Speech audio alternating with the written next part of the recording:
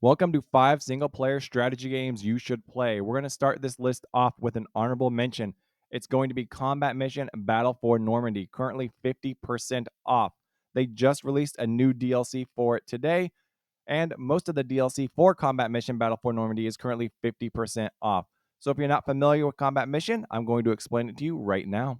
Combat Mission Battle for Normandy is a hyper-realistic and authentic war game that prides itself on authenticity and immersion. However, we're talking about the DLC today. It comes with 3 new campaigns, including an ahistorical German campaign.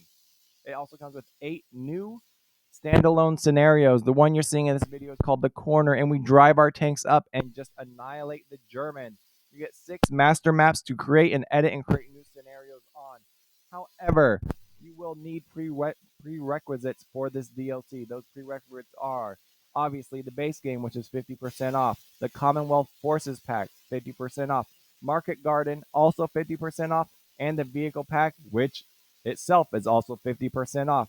There are a few other goodies, but if you're unfamiliar with Combat Mission or how they do their battle packs, they're loaded with content and they're a ton of fun to play. The campaigns are medium, large, and huge. There's a massive amount of content within this battle pack, and you will not be disappointed.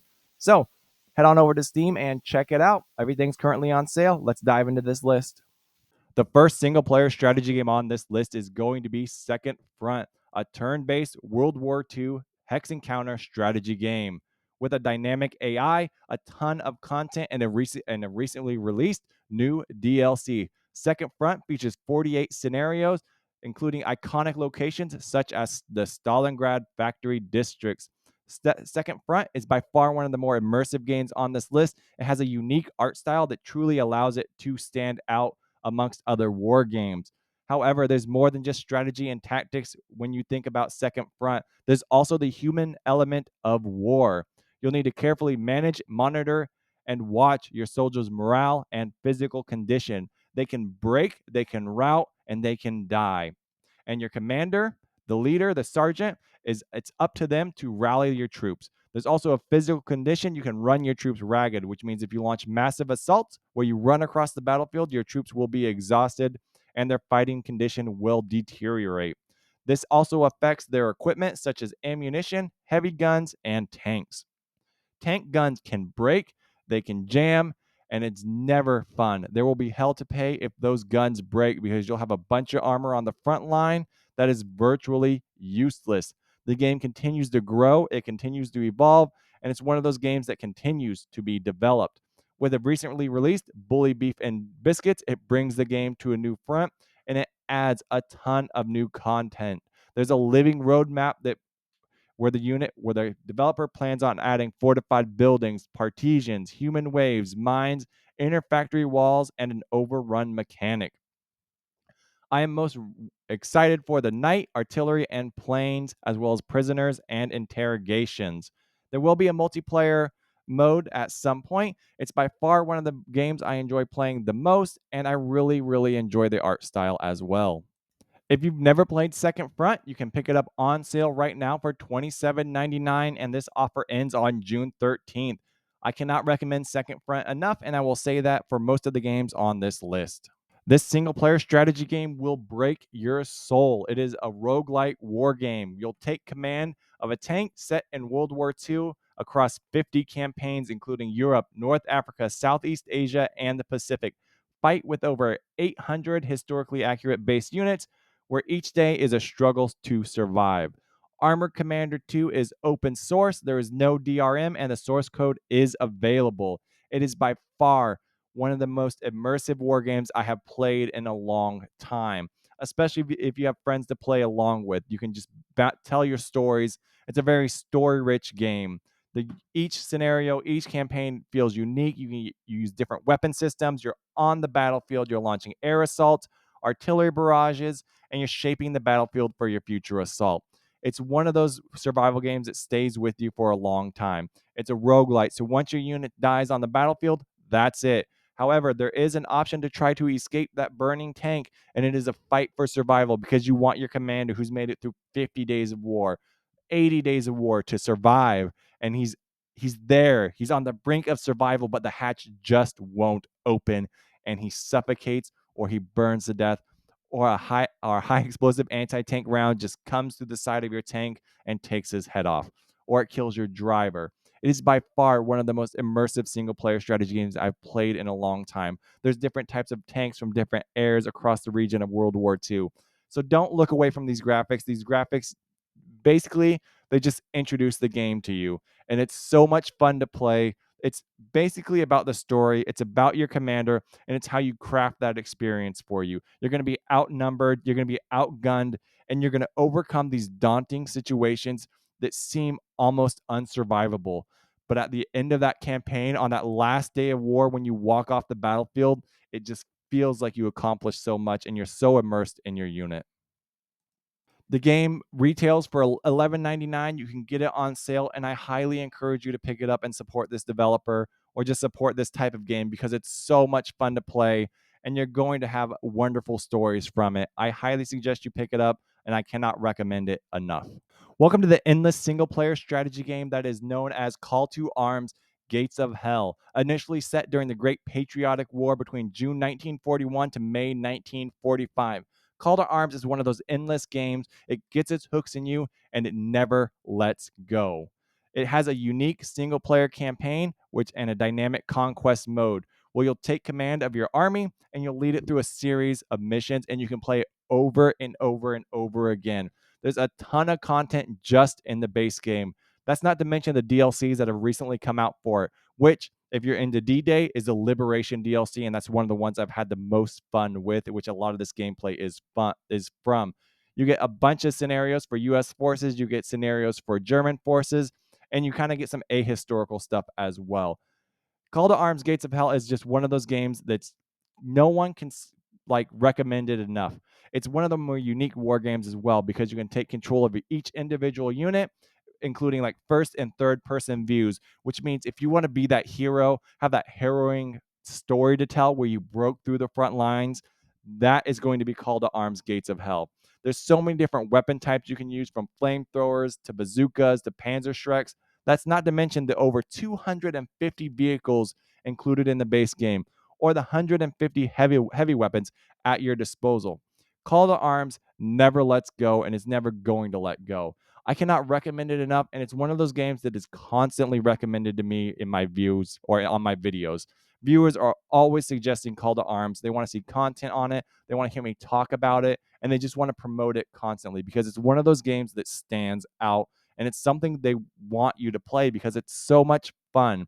So there's PvP, there's PvE, there's actually co-op as well. That's right, co-op. There's air support mechanics as well as off-map artillery. Those are some of my main things I enjoy the most when playing war games, are those off-map assets, mostly because they allow you to shape the battlefield and really truly conduct combined arms operations. There's landmines, magnetic mines, obstacle laying fortifications, foxholes, bayonets, and smoke screens, medics, and countless other game mechanics. There's everything in the game that you need to really set that immersive experience for yourself. And I guarantee you're going to come and play Call to Arms, and you're just going to be addicted to it like most people are. So check it out. I believe it retails for $34.99. Check it out, guys. Welcome to Door Kickers 2 Task Force North. Set in the Middle East, true to the violent and dynamic nature of combat in that region, this game models the deadly threats and technologies, such as booby traps, RPGs, and concealed enemies. It's by far one of the more interesting and more dynamic strategy games on this list. It's also one of the more unique ones as well, because you control individual units throughout the game. However, there is no campaign for it. It's primarily a series of missions. A campaign is in development for the game as well. However, it's been in early access for quite some time. It's a top-down, realistic, real-time strategy game with a pause at will mechanic, which allows you to pause and coordinate your assault. You can breach doors, you can blow them with breaching charges, you can crawl through windows. You have snipers at your disposal, which means those long lines of sight. You can utilize snipers to take down enemy hostiles. The levels, they're non-linear. There's multiple paths. You can break most, if not any wall. You can breach different areas, and it's one of the more challenging strategy games on this list as well. The missions, when you complete them, take maybe 20 seconds if you watch it all the way through. But the planning and the meticulous nature of that planning takes quite some time, especially if you want to strive for that 3-star win. And that's something I feel like most people are going to do. It's so much fun, especially with like the weapon customization and the destructible environments. There's single player and there's online cooperative multiplayer. So there's 2 to 4 players. I've never played the multiplayer as well, but it's one of those games that I keep installed on my computer for a long time, mostly because I want to see how it evolves and I want to see the updates that come out for it. I believe they've recently added like CIA and undercover units, as well as a few other things as well. There is a bit of a stealth mechanic to some of the situations. You can breach doors quietly. However, if you see a door open, the enemies do tend to react to that situation. So, if you want to dive into the Middle East and you want to play a smaller, more dynamic, more tactical strategy game, then I highly suggest you pick up Door Kickers 2. It is on sale quite frequently and it retails for $24.99. Make sure you check it out if it's something you enjoy. It's time to stop the bug infestation. This is Starship Troopers Terran Command, another single player strategy game. This one, however, is more linear and it's more story based. So if you really enjoy those story rich games and those linear types of gameplay, then you're going to enjoy Starship Troopers. While it does funnel you down a really narrow pathway, it's one of those games that just stands out. It's got a single player story campaign. It's got a new DLC on the way. It continues to be developed. And that's really what I look for when I recommend war games, are those games that just continue to get developed. You're going to have to outsmart the horde and just defeat the arachnids. They're virtually limitless in number, but they lack the thorough tactical training that the mobile infantry have. You'll unleash unlimited firepower. It's so much fun. There's giant walking robots, there's massive arachnids, all types of bugs on the battlefield.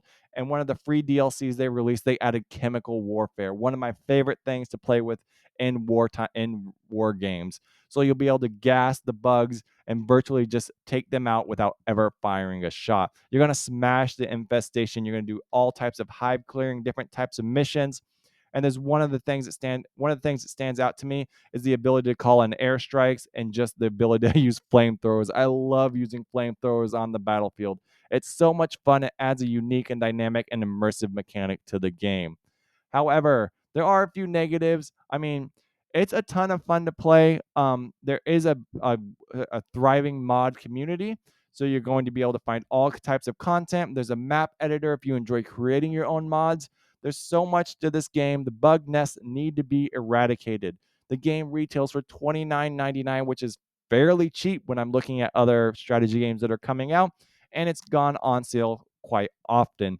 I recently purchased it. The new DLC that's coming out on June 18th will be $8.99. It's called the Raising Hell. No, it's called the Urban Onslaught, I believe. I'm not sure what it's called. Regardless, I'm just looking at the store page at this moment. Anyway, you're going to balance your army composition, set your units types, overcome lines of sight, set lines of fire, and overall try and navigate these challenging and dynamic situations. It's one of the more fun games I played recently. I always find myself coming back to it, checking out all the updates and seeing how it plays, and it's a ton of fun. While it does have a kind of a horde mechanic to it, I mean, what else can you expect from massive swarms of arachnids on the battlefield? So, if you don't want to live forever, check out Starship Troopers Terran Command because you're going to have a ton of fun with it. You can get it fairly cheap. And yeah, check it out, my guys. Anyway, that's the video. So share the content as always. That's the only thing I request. Share the video and let me know what you think. Tell me your favorite games. You tell me what you like. Why aren't you telling me what you like? I tell you what I like. You tell me what you like. All right, guys. Just a joke. See you later. Peace.